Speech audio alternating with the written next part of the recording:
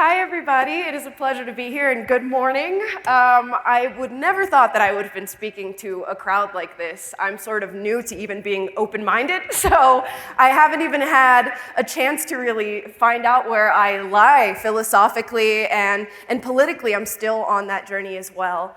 So for those of you who don't know me, my name is Amala Ekpunobi, and I currently work as a PragerU personality. And I came here to sort of tell you my story, how I got to where I am today, and talk about a lot of the issues that I feel like young people in this Gen Z generation are facing right now, particularly with things like indoctrination and identity politics. So my story it starts in Florida. I was born and raised there. I was born in the year 2000 to a single mother of 3. And my mother is fantastic. I never wanted for anything as a child. She loved me. I had a fantastic upbringing. Her politics, however, were just not that great. And I would come to learn that far later in life. I often think back to my young childhood and really what my earliest political experience was. And I think it was actually in 2008. So in 2008, I had a really fun day where my mom told me, you get to stay up past 9:30 tonight. And I was so excited, and all my siblings gathered in our living room, and we watched the television, CNN, as the election results rang in, and we were counting up votes and seeing who was going to be the president of the United States. And it got later and later into the night, and eventually they announced that Barack Obama was the United States president. And I looked around the room and watched the TV, and my mother started bawling her eyes out. I mean, crying as hard as she possibly could. And at 8 years old, I sort of looked at this woman and went, why is she crying? And I thought, this is the man that you've supported. You've been knocking doors all across the state of Florida, telling people to vote for him, and this is who you want to see as president, and this is the work that you've been doing. And now he's elected, and you're crying.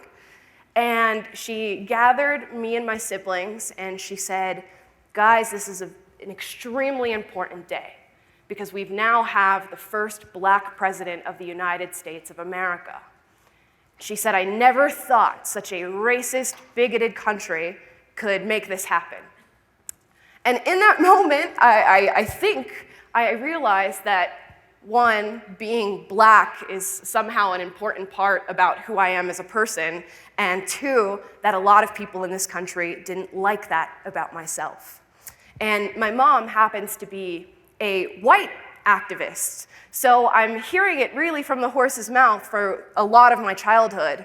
And while we're here talking today, she's actually in Florida fundraising for the political left. She works in development for a massive philanthropic organization that works on socialist causes. And to give you just a little bit of a view of how extreme my mom can be sometimes, I got a text from her last week, and she said, Amala, I just got a new foster dog, and you know what I'm gonna name her? I'm gonna name her Tovrisht. And I said, I don't know what that means, Mom. And she said, well, it's Russian for comrade. Yep. She said, Amala, don't roll your eyes. Don't roll your eyes. And I said, no, Mom, this actually perfectly encapsulates my upbringing with you, and I'm going to use this in a speech. And she texted back, and she said, okay, that's fine. Just don't go around telling people that I'm a communist, because I'm actually a socialist. So that was my upbringing, and from a really young age, I remember my mom telling me things like, well, because you were born a black female in America, Amala, I just want to warn you, things are going to be a little bit harder for you. We would go to the grocery store sometimes on the weekends, and she would say, look at that white couple that's looking at us over there. And she would say, they don't think that I should have a daughter like you, and that's why they're giving us those looks. And eventually, as a young person, that was the lens that I saw the world through. It was racism, it was patriarchy, it was bigotry, and every cross look was racism. And every time I didn't get an opportunity, that was patriarchy. And every time something didn't work out for me, it was because I was born a black female in America. So I come off really happy right now, but if you met me like 4 years ago, I was the worst. I was angry about everything, and I was the kid in middle school that would not shut up about politics even though nobody cared what I had to say. And I was organizing school board protests before that was the cool thing that made you go viral. And I was just an activist through and through. I would go into speech class and talk about how we needed to fight for women's reproductive rights, and I was like 15 years old. And the next week I would talk about racial justice in America. And I was constantly just trying to find students and build these groups. And I wouldn't realize until later that this was something that I like to call self-regulating victimhood. That once you are convinced by somebody that you are a victim in this country, the only other option you have is to go and convince other people. And that's sort of tied into the ideology itself. And my mom would tell me, this is the way the country is now, but it's not the way that it has to be. And you can go and fix this by convincing other people and making them do the activism with you, making them knock doors, making them go out and have these conversations, making them go out and protest. And that is exactly what I did. So I said I grew up in the state of Florida, and eventually we would experience the Parkland shooting, and that would sort of rock our entire country. And immediately I hopped on my soapbox and started talking about gun control and the Second Amendment and all these things that needed reform. And I eventually caught the eyes of the March for Our Lives movement. And they invited me to go and speak, and I spoke in front of a crowd of probably 10,000 people about the Second Amendment and how it's something that doesn't need to be around anymore and that it shouldn't be protected. And I was so passionate about it. Even though at that age, I had never even read into the Second Amendment. I didn't know a word of what I was talking about. A word of what I was talking about.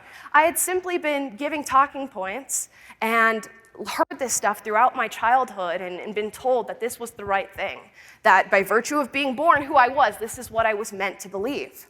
And I was really good at running my mouth. I still am to this day, hopefully with a little bit more knowledge behind it, but I continued and I continued and I continued. And when I graduated high school, I went to my mom and I said, I don't want to pursue higher education. I don't want to go to college. This country needs work, and I want to start doing the work, and I want to start doing it with people, because the younger we get these minds, the more work that we can do and the more change that we can create. So my mom went to her organization and they said, can you hire my daughter? She just graduated high school. She's really good at running her mouth. Just send her out there to knock doors. And they said, sure. And I became a youth organizer. And what that involved for me was going around to different middle schools and high schools in my area and finding young people that were either leaning left, completely on the left, or just politically apathetic, and then convincing them that there was a fight ahead for them, that there were oppressive forces working on them, whether or not they knew it or not. I was even having these kids in high school take privilege tests to check their privilege, and then convincing them that they needed to give up that privilege in this form of activism and start working with our organization. And I was really good at doing that. So I got all these kids, and I did exactly what was done to me from the ripe age of 8 years old. Convince them of their victimhood, told them, you need to galvanize other people, and you need to join this movement, and they did. And back then, we would get kids together for the summer, and we would actually pay them to do the work that they were doing. We'd give them a small stipend to show up to protest, to go and knock doors, to go and convince other high schoolers, and what young person wouldn't want to do that? They've been told that there's a fight ahead, it gives their life some sort of purpose and meaning, and on top of that, you get paid to do it. It's just like a golden package dropping in your lap. So I did that for quite some time, and I worked at that organization for nearly a year before having any sort of questioning of what I was doing. And a lot of people ask me, was there sort of this light bulb moment where you realized that leftism wasn't for you, or that maybe you had been indoctrinated? And there really wasn't. There was a lot of very gradual moments that happened to me where I sort of had to look inward and decide whether or not this was something I want to do. And time again with these moments, I rejected the skepticism that I felt and just followed along with the ideology that I had been told in utter blind faith. because I was afraid to question. And I was working in these rooms where if you didn't accept 100% of what was said, you weren't allowed to be in them. So I'll tell you a few of the moments that sort of changed my mind, because I feel like with a lot of people, I go and try to have these conversations and they leave without their minds changed, and that's perfectly normal. You have to go through your own personal experiences like I did. So, to give you a little bit of a view of what it's like working at a very far left-leaning organization, we do meetings much like these, but we start them off a little differently than you might start meetings in your workplace. We start them off with something called community agreements, where essentially you'll put up a little whiteboard and your coworker will come up and write little rules that you're meant to follow before the meeting starts. Things like, say your pronouns before you make any claim or have a point to say. Don't yuck my yum. We even got rid of a rule that said stand up and speak up because saying stand up was ableist. So yeah, you would think maybe that would be enough to make me leave, but it wasn't enough. And one day a coworker got up, and you'll remember I was raised by the white side of my family. And she got up and started writing these community agreements, and at the very end she said, to all the white, cisgendered, heterosexual people in the room, don't speak at all during this meeting. You've had your time for long enough. You know, history has favored you. Just be quiet. And I went, that doesn't sound right. And I looked around the room that I was in, and people were nodding and agreeing, some even smiling for what she just said. And that night I went home to my white family, my conservative white grandparents who'd taken care of me my entire life, made sure I went to school, made sure I had a job, made sure I got scholarships. And I thought, it doesn't quite make sense to hold these two beliefs in my brain that white people are inherently racist while I have this family that's taking care of me. But that was just a little seed that was planted, and I ignored it, and I ignored it, and I ignored it. And every day I would go in and I would hear these same things. Even people saying that white people were synonymous with dogs. And eventually it was too much. So I thought, okay, I'm not going to reject everything that I've learned so far. I'm going to go to the head of this organization and I'm going to talk to him about it. And I sat down with him and I said, I don't understand. We're claiming to be tolerant. We're even doing meetings and trainings on being anti-racist, but I'm hearing this stuff about white people. And he looked me dead in the eyes and said, you simply don't know how oppressed you are. And yeah, and it's not my job to teach you about that oppression, and it's not my fault that you're not as angry as you should be. And even that was not enough to make me leave. In that, I thought, okay, maybe I just need to look internally and I need to reconfigure what I'm thinking right now, because obviously this is not right. I'm still working with all these people who day in and day out believe this stuff, so there must be something to it. And then I had another encounter. Throughout my young life, I was constantly being taught about police brutality. I'd seen the stories of Eric Garner, of Michael Brown. I watched the video of Philando Castile get shot in his car, and it devastated me.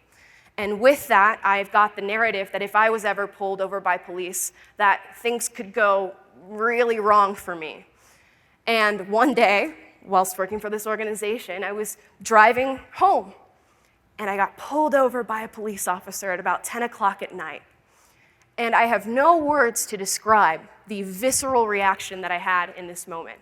I was shaking, I was crying before I even had the car pulled over to the side of the road. And the cop comes up, and he gets out of the car, and it's my worst nightmare, a white male. Now, in retrospect, it's completely an irrational fear, but in that moment, I thought I was going to lose my life because of what I was taught.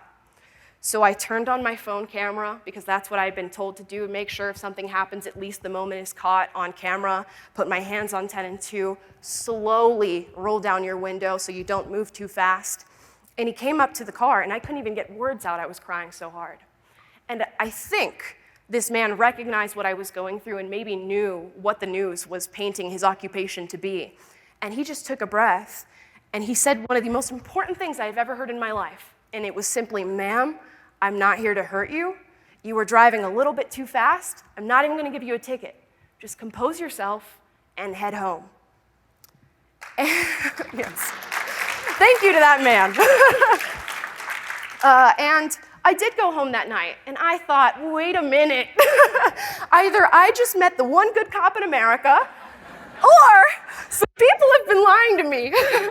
And I didn't want to believe the latter. So, as a young person, what do? I go on the internet and I started searching, and I wasn't searching to get rid of what I had already believed. I was searching to reinforce it. I wanted to find the stats on systemic racism in policing in America. And I went to YouTube and I started typing it in, and a PragerU video popped up. And it was called "Cops Are the Good Guys." And I read the title and I went, this is gonna be racist, click it. And I started watching it, and it was actually a black sheriff by the name of David Clark going through his experience as a police officer, reading out all the stats about systemic racism and completely debunking everything I had ever believed. And you'd think I'd be happy about it, but I was crushed. I thought, oh no, if I'm wrong about this, what else am I wrong about? And I went down the rabbit hole, and in that rabbit hole, I found Tom Sowell, I found Larry Elder, I found Dave Rubin, I found Dennis Prager, and then I went, oh no, am I a conservative? And I had this sort of internal cry for that moment. And slowly but surely started to express myself in that manner, and people did not like it. I had to come out to my mom, and not in the way that she wanted me to, I'll tell you that. And it was a really contentious moment. She could not believe that her daughter, who she had raised like this, was expressing these beliefs. And for a while, I wasn't even comfortable expressing them. I would say it to my family and people who were close to me, and even that was hard because my friends, they represented my old ideology. And I spent a year and a half. I left the organization. I went into medicine instead and was working at an allergy clinic and was just doing research on my own outside of work. And one day, I decided to download a social media app called TikTok. Either the best or worst decision I ever made in my life. And I started scrolling through what they give you, and it's called a For You page. And this For You page takes in your demographics. They know that I'm a biracial, young female, and I got my little curated page for what they thought I would like to see. And it was the same exact narrative I'd been told my entire life about how oppressed I was, how I need to start getting into activism, how the patriarchy is completely holding me down. And I thought, if I'm getting this right now as a young person on this app, and there are millions of other people on this, what message are they getting?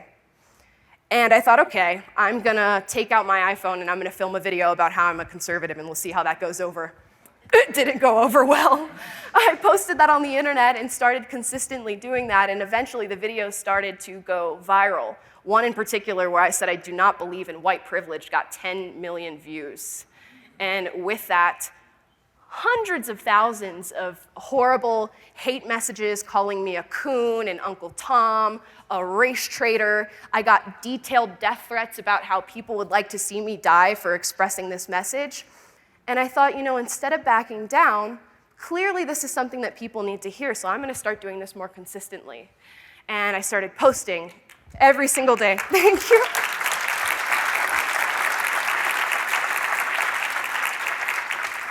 And I started posting every single day about this, and the videos continuously went viral because people just couldn't believe that they were seeing someone like me, a biracial, female, non-religious, tattooed person, talking about conservative values. And the caricature completely broke down. And I ended up being a really hard opponent for some of these people because they couldn't use my race, they couldn't use my gender, they couldn't use religion to take down the arguments that I was making. And eventually PragerU found me, which I'm so thankful for. And if any of you guys are interested, PragerU is actually looking for another influencer, so I see a lot of young people in here. Come join us. And I flew out to LA and started doing this full time. So I just want to talk about some things that I recognized in my journey of doing this, because even in becoming conservative and expressing that, I found myself falling into the same ideological pitfalls that I did when I was a leftist, feeling like I needed to subscribe to every single belief that was dictated by the side that I was on, and realizing that our culture is fostering this sort of belief, is fostering tribalism, essentially. This primitive tribalism is being fostered in our country. And there are so many enemies to it now. I mentioned social media, which is just algorithmic videos being sent to you day in and day out based on what they think that you should believe. And it's insane the amount of power that some of these platforms hold over especially young minds. I meet so many people on a day-to-day basis who hate everything that I have to say but don't understand it at all. And that's a major enemy to any progress we're going to ever have, and social media is consistently reinforcing that. I've been permanently banned on TikTok 4 times now. And I'll give you a secret. This is how I get the account back. I send them a message and I email them and I say, your platform claims to uplift Black voices. And I say, take a look at my videos and tell me what skin color I am, and then put the account back up, and every time it comes back.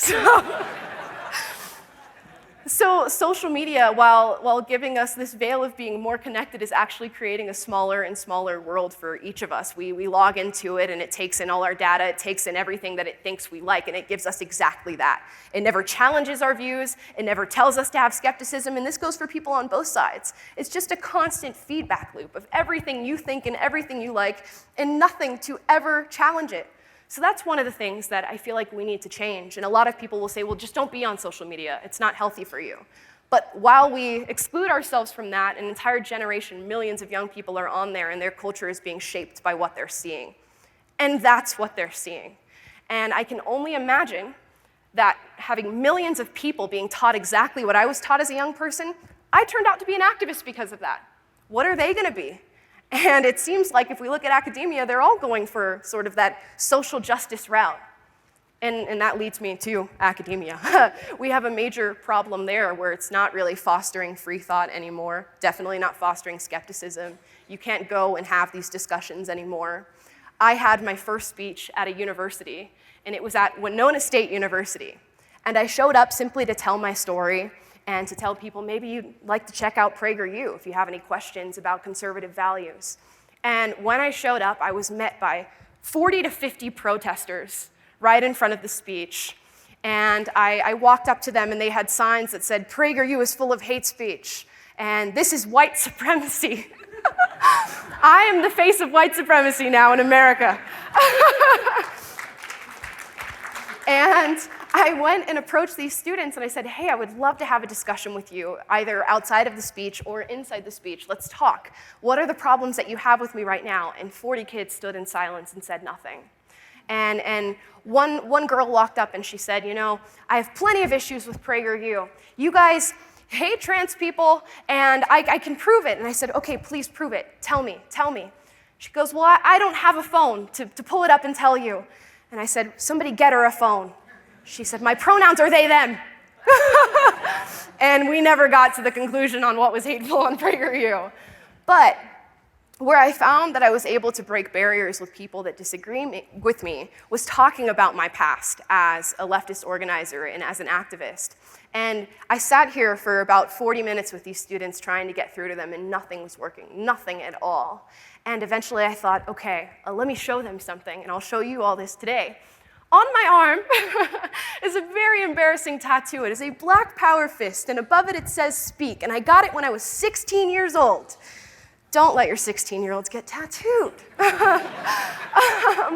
And to me, this signifies just sort of the relentless religious attachment I had to the things that I believed. When I was 16 years old, I got this tattooed on my arm because I thought there was no possible way I was ever going to deviate from what I believed right now. I mean, I can't deviate from my skin color, and this is what is attached to that. So I got this tattooed, and I rolled this up, and I showed it to the students, and their eyes widened, and the anger on their face immediately dropped. And I said to them, you know, 4 years ago, if I was at this campus, I would have organized you all to be here. I would have helped you make the signs. I would have screamed at me. And they went, whoa, you were an activist and you believe what we believe? And I said, yeah. And I just eventually just started questioning that through my own experiences. So I would love if you guys came in, and I would love if you sat down, and when the Q&A starts, you'll be the first in line. And you can tell me all the things that I said wrong, and if I am wrong, I invite it. And I think that's something that we need to start fostering more. So many people are scared to say the words, I don't know, and I was wrong. But those are some of the most powerful things that you can say. It's truly building your character, it's building who you are as a person. And if I'm wrong about something, certainly come and challenge me, and I'll be the first to admit it, because it means that I'm now closer to truth. And out of those 40 to 50 students, 5 of them came into my speech. And I was elated because it would have been zero. Let's be honest, it would have been zero. So I love to approach all the conversations that I have now with people who disagree with me with compassion. So often in the conservative space I found, it can be a difficult space to be in. I meet a lot of people who come up and say, well, I'm a lion and you're a sheep, and I couldn't have possibly been indoctrinated, and look at you, look at how stupid you are, and I can't believe you believe these things.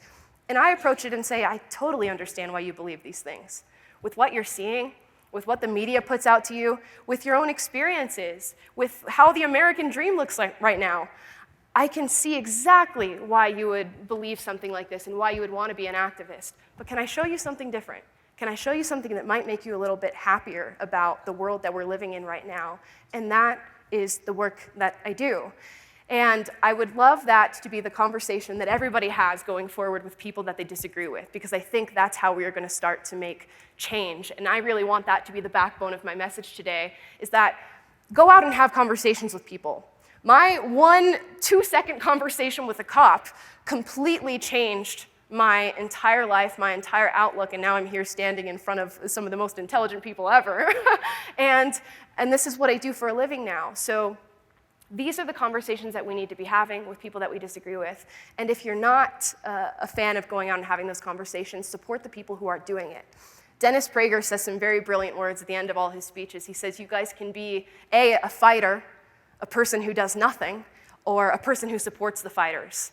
And right now, I think the biggest problem we have in our nation is that we are surrounded by people who are super comfortable just doing nothing, while identifying these problems and seeing everything that's wrong and everything that could be fixed, but just being comfortable living the lives that we live. Rod Dreher wrote this amazing book called Live Not by Lies, and he talks about this idea of soft totalitarianism, that where if we really lose agency, if we really lose our power to have freedom and flourishing in our nation, it won't be because somebody comes and kicks us with the military boot like we've seen in the history before us. It will be because we've just gotten so comfortable being comfortable and allowing people to take those freedoms from us. So I recognize that in today's time, it's very easy to be a part of the groupthink. It's very easy to be a part of the hive mind. It's the simplest thing to do, it is the safest thing to do, and it doesn't invite questioning whatsoever. So you can just stand strong in those beliefs and have nobody ever come to you in any way, shape, or form. But freedom of thought is a beautiful thing and a powerful thing, and although it's hard, and although it's not really safe anymore, and it does invite a lot of questioning, it's one of the greatest things you can ever do in your life. And I said before, I know nothing about philosophy. If you want to know when I learned about what objectivism is, yesterday. I learned what objectivism is. So I'm going to do some research into that. But there is one philosophy that I think I like to live by in my daily life, and that is breaking free of people's expectations of you. From the day I was born, and probably from the day that all of you were born, you had expectations placed upon you about who you were supposed to be, what you were supposed to do, what you were supposed to believe, and what you were supposed to put out into the world. And we can take those expectations in and completely live by them and see them as guidelines for our lives, or we can recognize them and be true to ourselves. And when you lead by expectations, and that's how you live, you're not being yourself. You're not living your life, and you're not giving the world what you were meant to give it. And I didn't start living true to myself until about 3 years ago, so I have a lot of learning. I'm basically a child. And I have a lot to do now, but because I'm living true to who I am and what I think at the moment, my life has been better than it ever was before. When I subscribed myself to the old ideology that I was living with, I was upset and angry and depressed all day long. It was certainly not a sustainable lifestyle, waking up every single day and looking for the oppressive forces that were working on me, that were somehow invisible.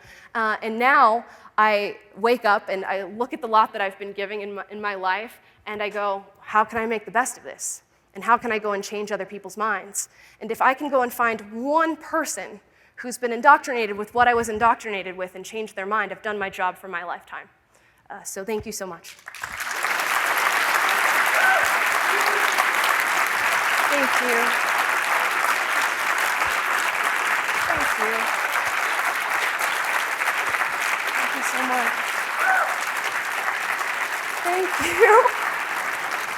Thank you. Hi. I also have a 21-year-old. You're amazing. Thank you. Thank you so much. I'm just curious about your relationship with your mom now. Oh, yeah. That's normally the first question I get asked is like, how is Thanksgiving dinner? Now it is good, and it wasn't always. So when I came out to my mom about being a conservative, I cannot express the sheer and utter disappointment that I felt. And in the months that followed that, I would come home for dinner and meet with her and talk with her, and every time a political conversation would come up. She happens to be a very strong-willed person, and I'm glad that I did adopt that from her, but oftentimes it led to a lot of fights, and she would bring up political conversations when they were not necessary to be had, and we were like two fires flaming each other and burning down the entire house for a long time. There were numerous occasions where my political beliefs got me kicked out of the house. And eventually, we just learned from each other, and I think she recognized that I was on the path that I was on, and I had no intention of getting off of it. And in fact, I was ready to dedicate a lot of my time to getting this message out to people. And when I got the job at PragerU, my mom said some very funny words. She said, Amala, you know what? I'm so proud of the work that you're doing and the platform that you've created. I just wish that you were using it for good instead of evil. And I said, thanks, Mom. And now we've just decided that politics kind of stays out of the conversations that we have. We'll touch on it here and there, but we recognize that it's so much more important to be a mother and daughter. Like on the deathbed, we're not going to be like, I'm so glad we argued about abortion on January 19th. No, we're going to be like, I'm so glad that my mom and daughter are here. Yeah. And I feel like that's something that's lost, particularly on my generation. I can't tell you how many Gen Z people I meet that say, you know, if your parents have toxic politics, you cut them out of your lives, and they're going to live to regret that. So my mom and I are closer than we've ever been before. We just had to go through that little rough patch. So much for answering, and you are welcome to come to our house for Thanksgiving anytime. Thank you. Hi, Gaia. Hi.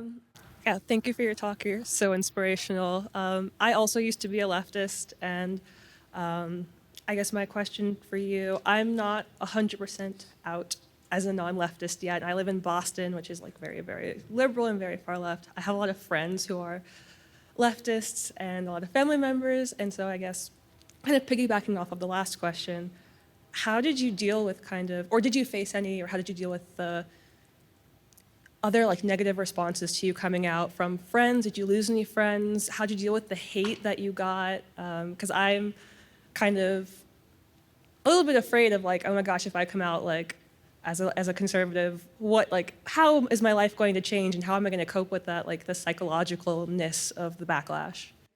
To be totally honest, your life is going to change, I think.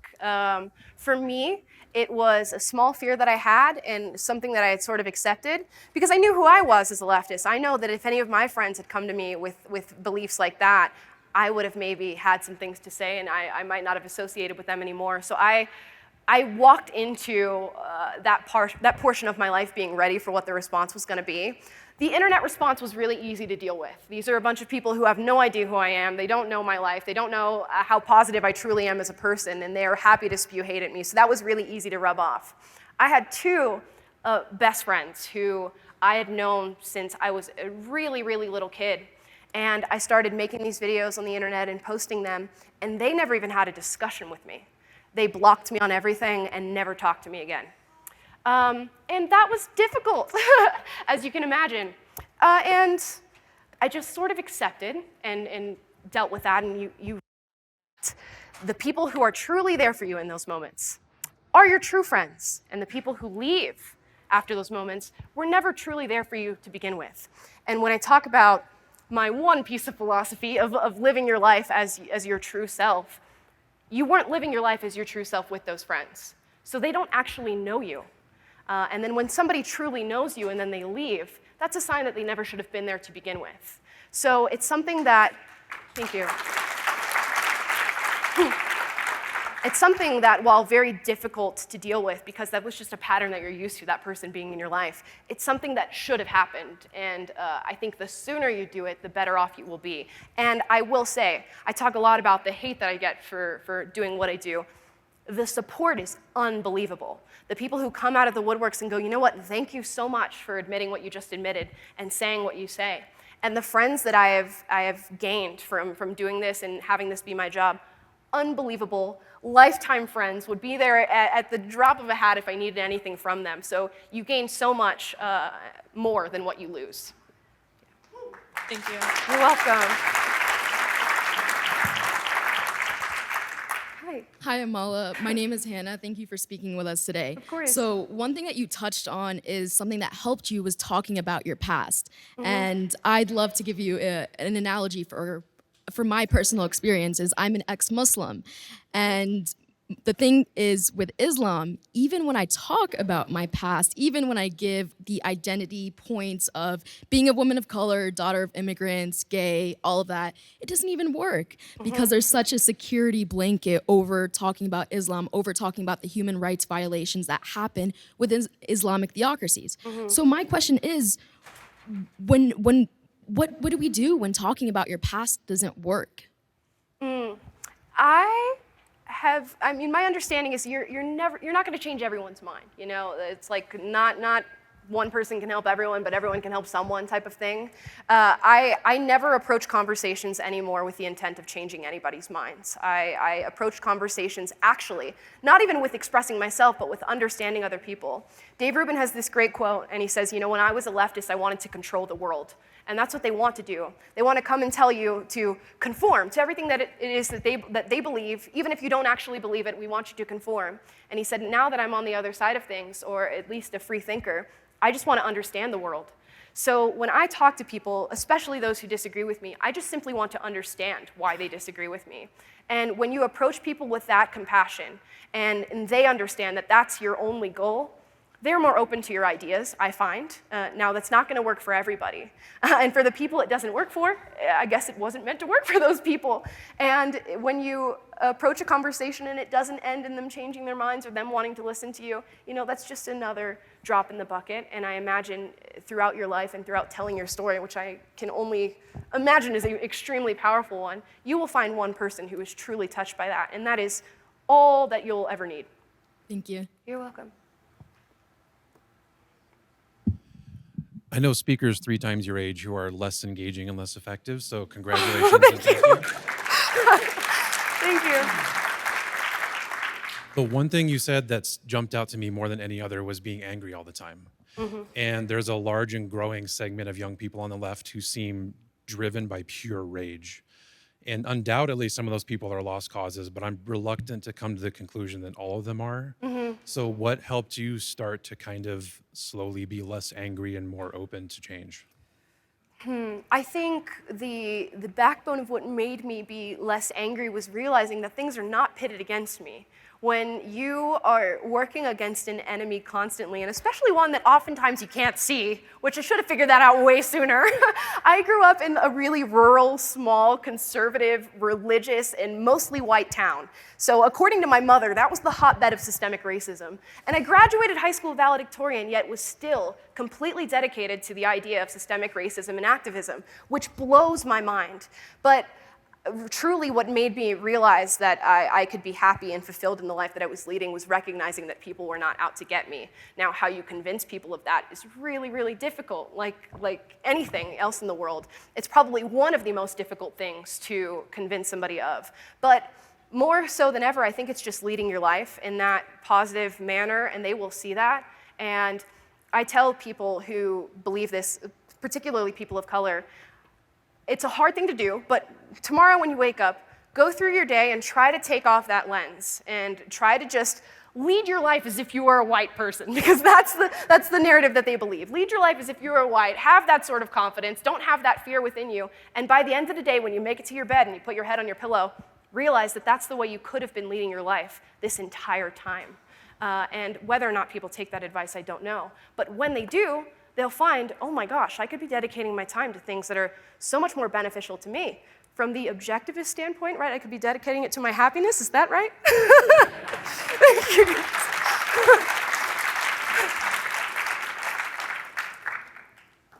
Hi. Hi. Let me begin by saying this is the first time I stand up for a Q&A in this conference. Wow. It's because it's the first time I feel so related to an issue. I'm actually from the generation of '98. It's the first time a speaker is actually 2 years younger than me. And I have a sister who's from 2001. I'm an assistant teacher at college for the 2003, 2004 generation. So it's all Gen Z. I've been surrounded by my whole life. And my cousins, I'm not from the US, I'm from El Salvador, I live in Guatemala. But many of my family moved to the US. 2 of my cousins moved to Bethesda, another one to Boston. 2 of my cousins grew up in Weston, so I've always been very close to this issue. Especially now, seeing like the trend, I get from what you told us, your experience changed when you by yourself found out that what you were being exposed to was wrong, but not because someone else told you it was wrong. It's because you heard it and something in you told you this is not okay. What can we do in our daily life to avoid people going into this process of thought, of so much anger, of so much hatred, when they're surrounded by social media all the time and TikTok? I've seen my sister's For You page, and it's really scary. And actually, I've dated people who I've had to talk to and like, look, I mean, I'm not going to contradict you in what you believe, but I don't believe it's okay. And I can't say that because that's mansplaining. And I might be Latino, but I'm Caucasian, I'm a male, I can't talk about these issues because with cancel culture, I'm immediately like, shut off. I mean, I don't have a right to talk about these issues. What can we do from our trench to actually make a change in this? Man, it's hard. I say that you're constantly swimming upstream, and it's like the hardest thing that you can ever do. But there's no different way that I would communicate if I was you than I would communicate as myself, and I think that's just something that we have to accept. When I went into this, I was shocked by the amount of support that I got and why people wanted me to come and speak at conferences and things like that. And a lot of people I get constantly, well, you're the token black person. And while somewhat wrong, it's not exactly wrong. We now have created a culture where it takes a face like mine in order to have these messages get through to people, and I have an advantage of being a black female. It's honestly never been a better time to be black female in this country than it is now. So you really, it's just kind of the tough response. You have to keep swimming upstream. You have to be unafraid of the consequences of being who you truly are and saying what you truly think. And I honestly just pity the people who would look at someone like you and tell you that you're mansplaining to them. And it's just the unfortunate reality. So I don't know that there's anything that you can truly do differently that's going to get you a different outcome. And that's the hard part about this, is sometimes it doesn't matter what you say. And a video that I found when I was going through this journey was a video of a man by the name of Yuri Bezmenov. I don't know if any of you are familiar with him, but he defected from the KGB. And he spoke about the KGB and their tactics, and he spoke of something called ideological subversion. And he said that there was essentially 4 steps that would take place in a society that would lead to ideological subversion. And it would start with demoralizing people, which is exactly what they're doing to you. They're telling you, you're mansplaining, you don't have a thought of your own. Because you come in the package that you come in, I don't have to listen to a word that you say, so you're demoralized, but you have to fight that demoralization. Then they'll destabilize everything, which I can't think of a better word for the state that we're in right now when it comes to ideas in this country. Lastly, they'll usher in a crisis. We've gone through our crisis. And the final stage is normalization. And they will tell you, I know I'm peeing on you and telling you that it's raining, but this is normal, and this is not a crisis, and this is the way our culture was meant to be, and this is our future. And you have to fight all of those stages. And 3 of them have already happened, and you have to tell them, no, this is not normal. And Yuri stated that when ideological subversion has taken place, which it largely has in this country, it doesn't matter the abundance of information that you throw at somebody. It doesn't matter how many facts, statistics, research you give them. They will look you dead in the eye and say, I don't believe you. But it's just something that we have to continually fight with and continue to have the conversations until, one person becomes 100. Thank you. Thank you. I love the work that you do at PragerU. This Thank feels like a live concert, so thank you so much for what you're doing. This is amazing. you. Two questions. Are young voters more likely to worry about the abortion issue right now, in the context of midterms, or about the economy and gas prices? Leftist media saying this is likely to change, what might happen in November. And second question is, what is PragerU wanting or thinking about doing about the child grooming that is taking place to help parents, and also with the CRT? There's a bill that's likely to provide federal funds for implementing CRT at the state level. So we'd like to hear your responses. So as far as abortion versus economy, I think with young people, abortion is going to be a little bit more powerful. I find that emotion trumps facts and hard numbers about 100% of the time, and it definitely would have with me about 4 years ago. So that's the thing that we have to struggle with. Also, with young people, particularly Gen Z, they've already given up on the American dream. They've already said, look at the cost of higher education. Look at the likelihood of me being able to buy a house by the time I'm 30. These things are basically gone. What they don't recognize is that our side of the aisle are the ones who are trying to fight and bring back the American dream. We're the ones who are going after corporate America. We're the ones who are saying, you shouldn't let a corporation like BlackRock buy up all the single-family houses in America. We're the ones who want to reinstate your American dream. But instead, they hear the left saying, oh, I know you guys have all these problems. I know it's going to be really hard for you. Why don't we allow daddy government to take care of that for you? And they go, yes, daddy government. That sounds fantastic.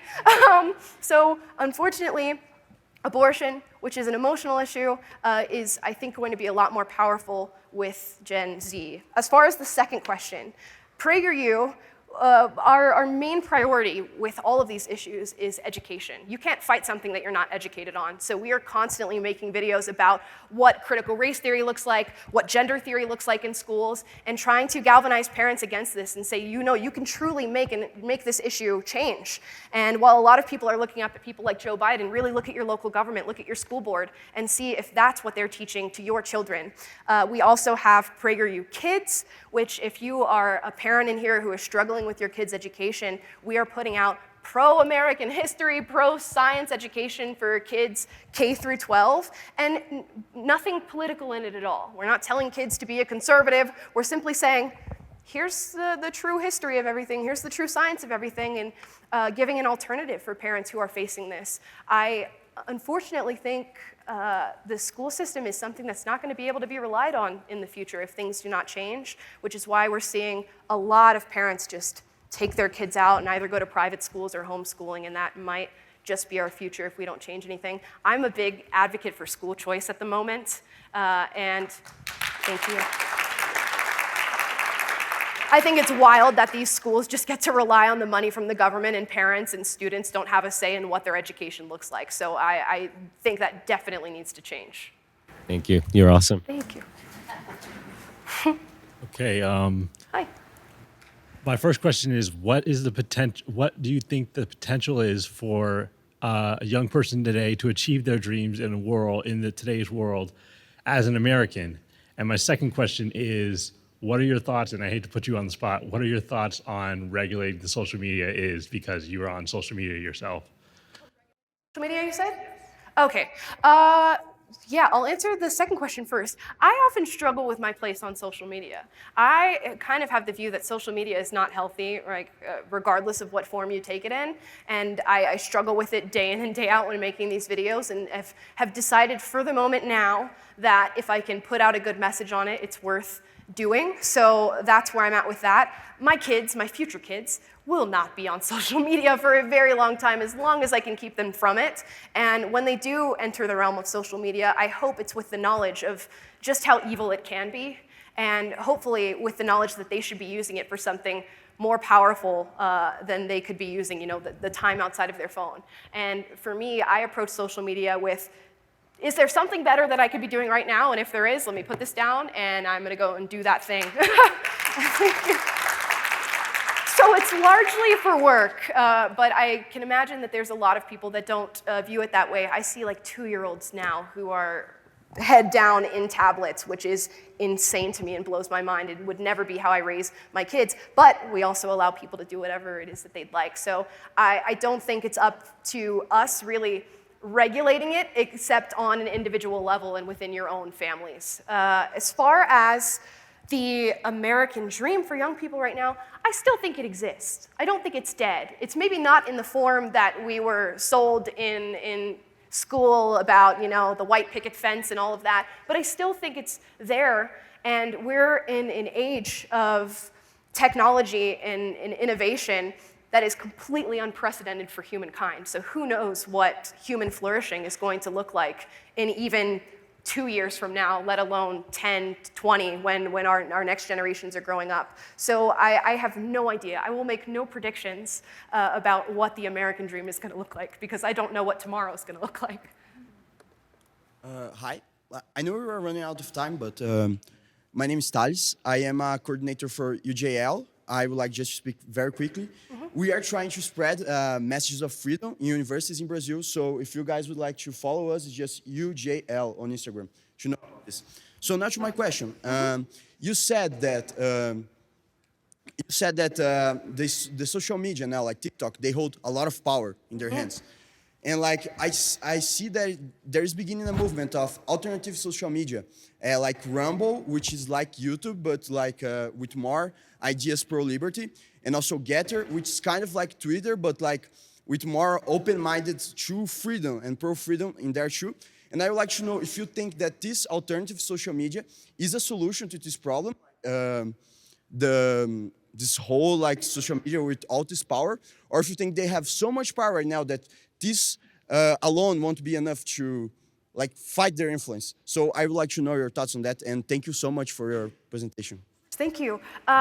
At the moment, I'm not very optimistic about things like Truth Social or Rumble or Getter. Unfortunately, they've just become conservative or free-thinking alternatives to what is mainstream social media. So being on those platforms, I still use those platforms, I still post all my content on them, but I find like I'm talking to, a mirror of myself, not really reaching the people who need their minds changed the most or who need the message. So I'm not, I'm a pessimist on that. I think the social media platforms are super, super powerful. I know you guys have seen Elon Musk trying to buy Twitter, which means there's hope, which means that there are people who value the things that we value, who recognize this as an issue and are trying to fix this. It's unfortunate that it takes $44 billion to make that change. So Elon Musk and Peter Thiel are like the only people capable of doing something about this.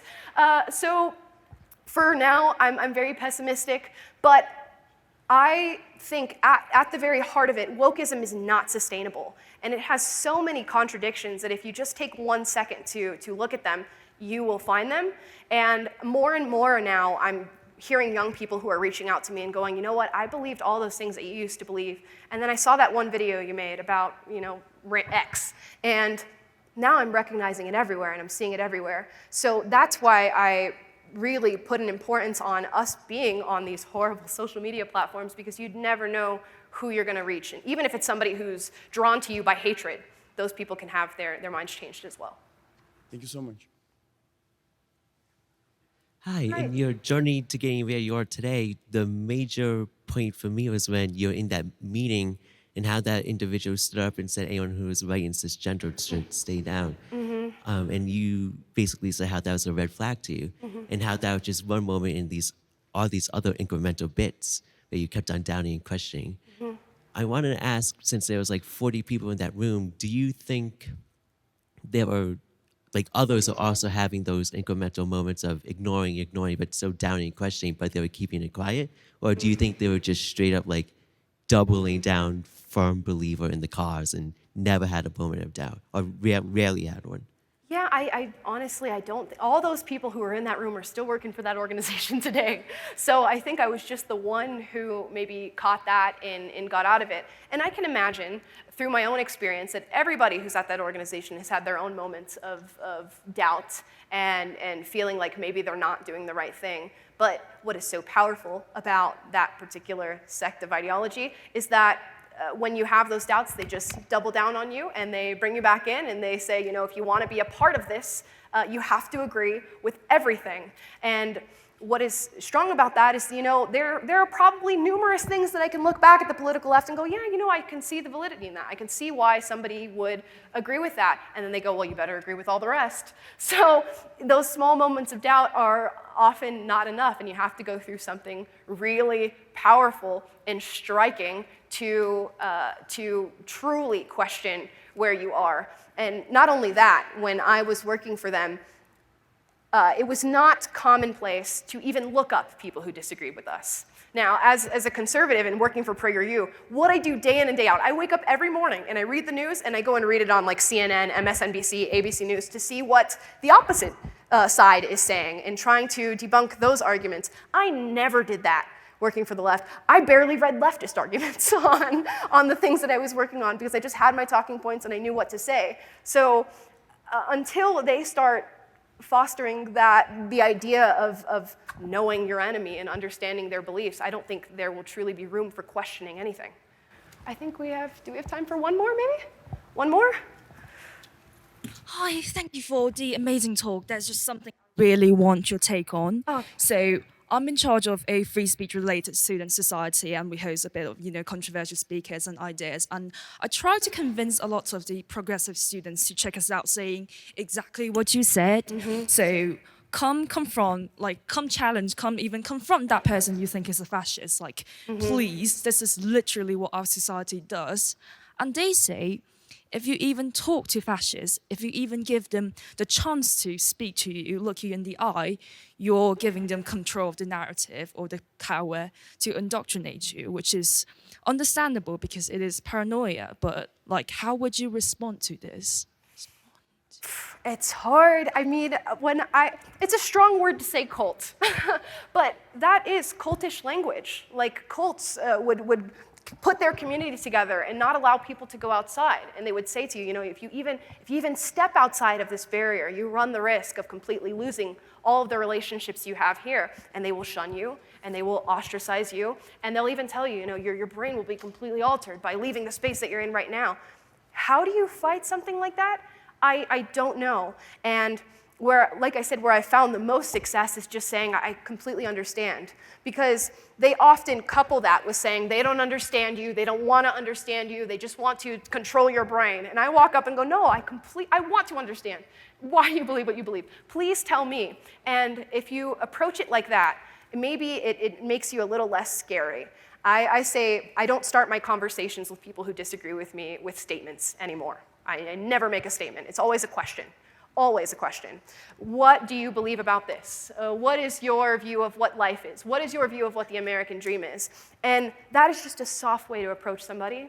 And it immediately puts you in this compassionate, nurturing form, and it gives them space to express what they are feeling. Much of my leftist days surrounded thinking that conservatives did not want to know about our struggles, thinking that they didn't want to know about what black life in America was like, that they just wanted their white male pity party, and they didn't want to hear anything about what I had to say. And the second a conservative approached me with a question, I was like, wow, you actually want to know something about what I believe? You actually want to know why I'm out here protesting? And that is how I would approach those people. No problem. Thank you. I hope you enjoyed that, and I invite you to join us for Level Up 2023 in Phoenix, Arizona, June 21 through 24. Speakers include Barry Weiss, Timothy Sandifer, Eric Daniels, and many more voices of reason. For information and to register, visit levelupconferences.org or click the link below. See you in Phoenix.